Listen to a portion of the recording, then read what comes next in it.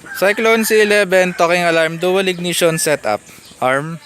Bike locator.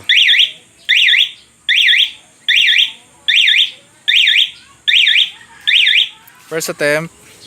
Don't touch me. I am protected by cyclone alarm. Second attempt.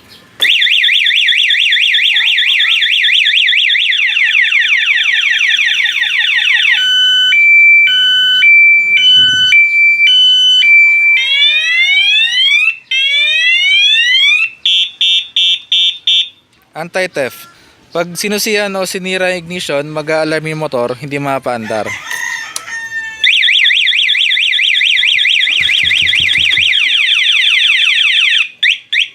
Disarm. Naka-disable na yung alarm pero kahit nasusian o sirain yung ignition, hindi pa rin mapaandar yung motor. Nakalock pa rin yung engine. Kailangan sa remote mo na mag-ignition bago yung susi para mapaandar. Kaya siya tinawag na dual ignition. Remote engine off. Pag nag-remote engine off, automatic nakalock na agad yung engine. Hindi na siya mapaandar. Kahit na isusi ulit. Hello, let's go. Kaya itong motor, pwede mong i-alarm, pwedeng hindi. I-alarm mo lang kung gusto mo na tumutunog yung motor. Pero kung ayaw mo na tumutunog siya o naka-silent, i-disable mo lang kasi kahit nasusian, hindi pa rin mapaandar.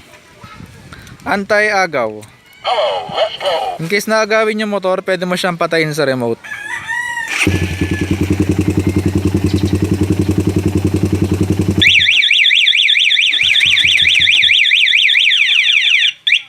Pag nakalimutan na i-activate yung alarm, hindi mo na i-lock sa remote, safe pa din kahit nasusian o sirain yung ignition. Hindi pa rin mapaandar kasi nakalock pa rin yung engine. So kailangan lagi pa rin mauna yung remote ignition bago yung susi para mapaandar.